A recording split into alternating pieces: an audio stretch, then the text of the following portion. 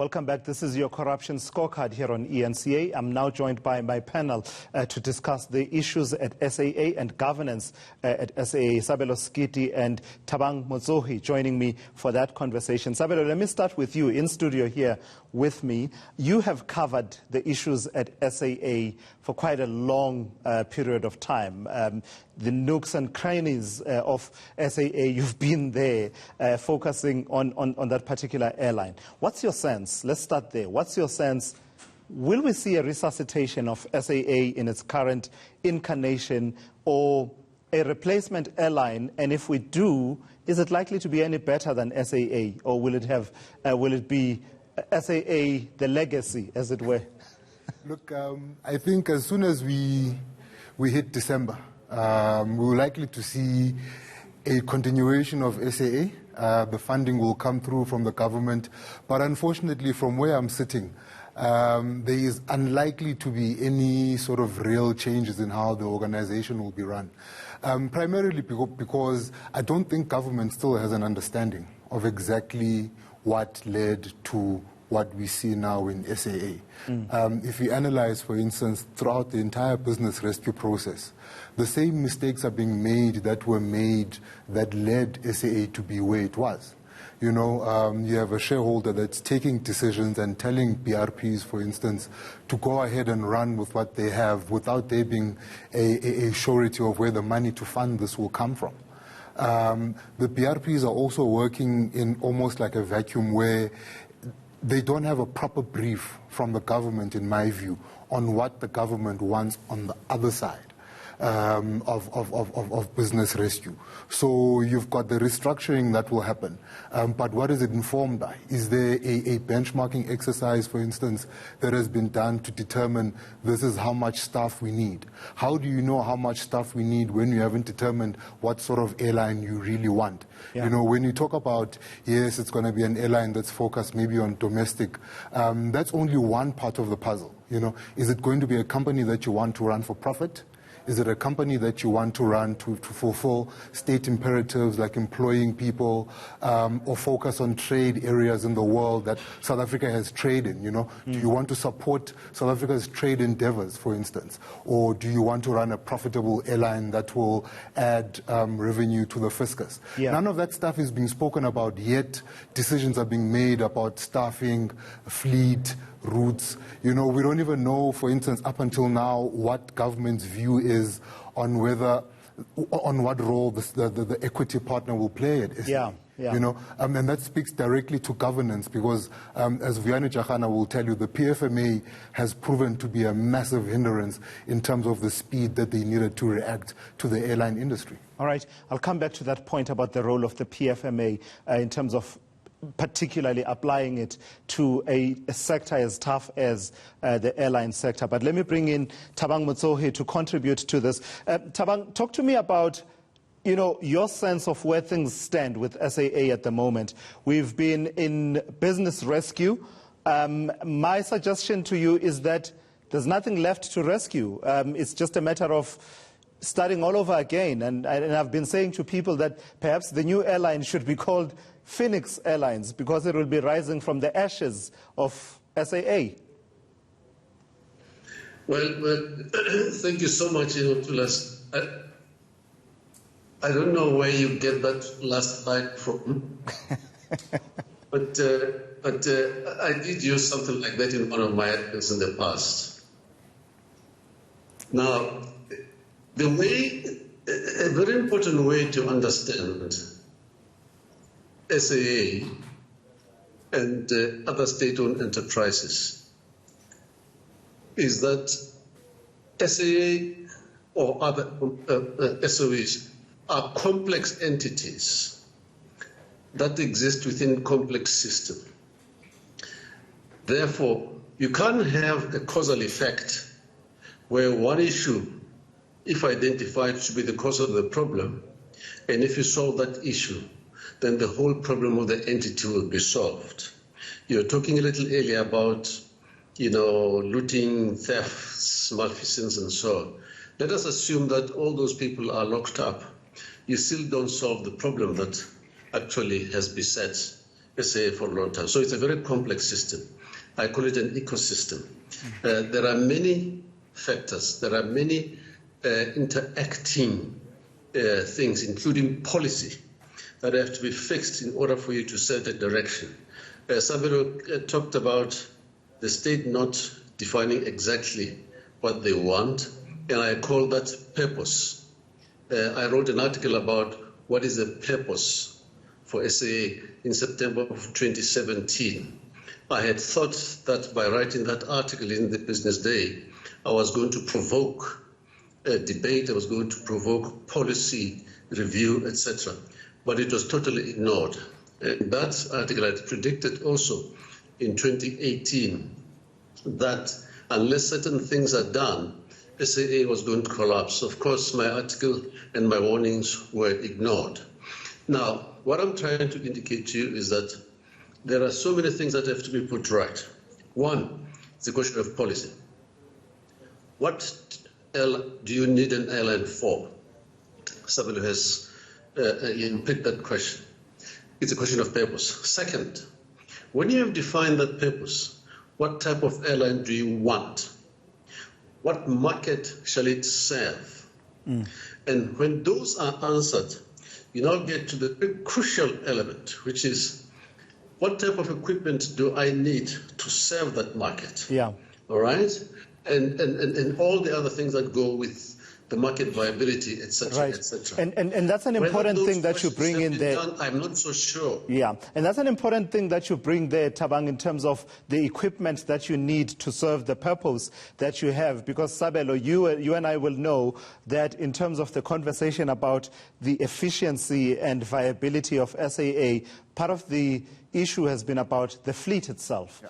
That in terms of what SAA was trying to do, was it the Airbus A340s that they were running, and they were basically not the most efficient airliners in as far as what they were trying to do. But you mentioned something about the PFMA and the difficulties that it poses. How so, Sabelo, when many of us almost swear by the PFMA to say if only people would adhere to this, there would be fewer problems of governance?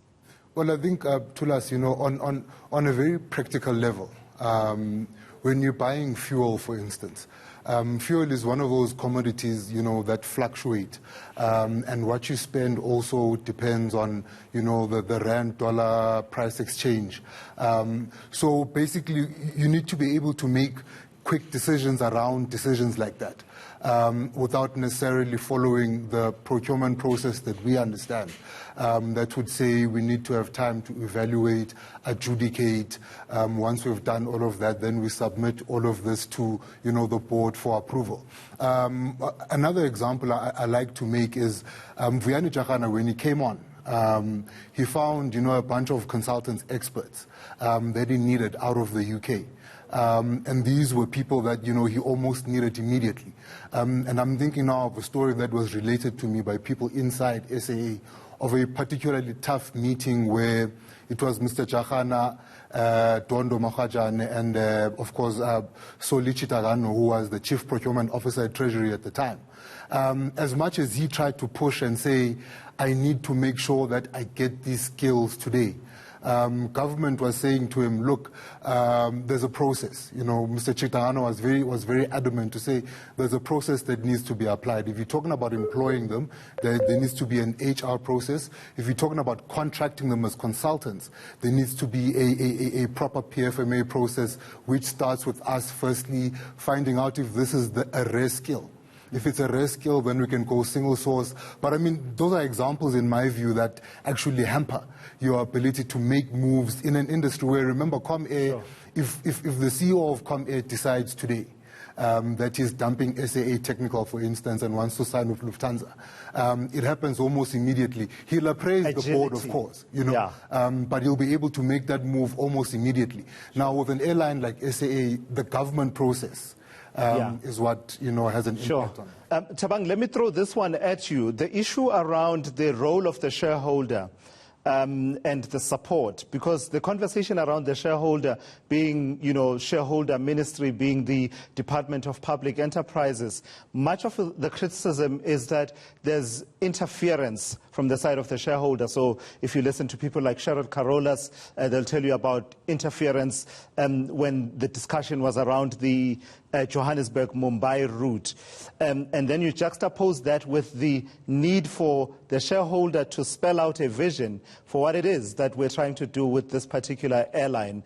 But then it brings it back to the issues around policy. How does the shareholder know what the vision is when there doesn't seem to be agreement on policy? People like Tito Mboweni can simply say, actually, this whole thing should fold, while someone like Pravin Gordhan is saying, let's rescue this thing. We can still rescue it. Thulas, you're raising a number of questions, but I think we should go back to some basics. We inherited over 200 SOEs from the previous government, the apartheid government. When they established those SOEs, it was for particular purposes, and they made sure that they achieved their objectives in terms of how they were run and who was running them, and what the sort of governance was in place. When we took over in 1994, we have not reviewed the status of any of these SOEs to answer a simple question. In the democratic era, what type of SOEs do we need? And what do we need them for? And if we need them, then what will be the purpose and how should they be run? It is a generic question right across SOEs. Now let's come back to SAA and the state enterprise, interference. It is there. Nobody can deny it. It exists. Now I'll give you a simple case. When, for example, Ethiopian Airlines decides we're going to start a route to Rwanda next week, we have assessed the viability of the route, and we think it is very important because it connects us with traffic from the south and from the north towards the east. And they decide when to take it. They will start that service within that week, on time as planned. They need no ministerial approval for that. Now, in South Africa, you need to go to Treasury. It's a process that will take about 3 months. By the time you get the okay to do this thing, someone has been on the route and has removed all the cherries, and you'll be plodding there at a loss and never to be able to make it profitable.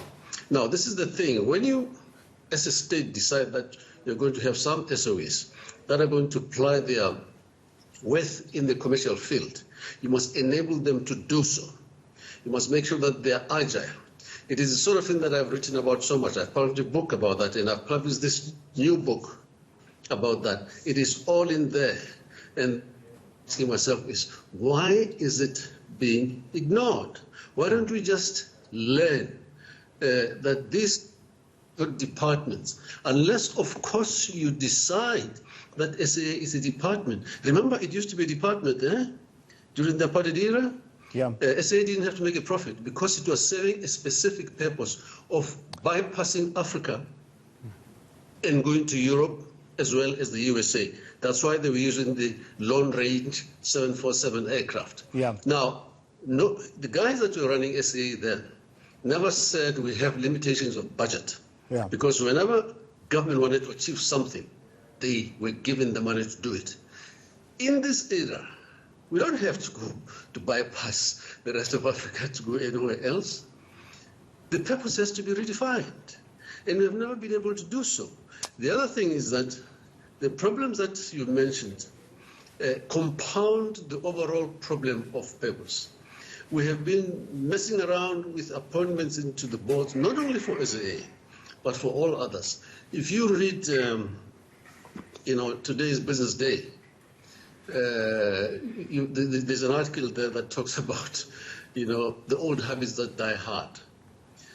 It actually tabulates exactly the malice that we have. But I'm saying, if you solve all those things without looking at the ecosystem, the policy, and everything that goes with it, you will not be able to solve it. This is why my point now is and has been, let's work out how to move from here into a capable state, which means then we have to move into the question of how do you govern these entities? All right. What type of superstructure do we have to do that sort of thing? All right. We'll continue the conversation there. Thabang Motsohi, stand by for a continuation of this conversation along with Sabelo Skiti as we look at the issues around SAA and the issues of governance there over the last decade and half thereabouts.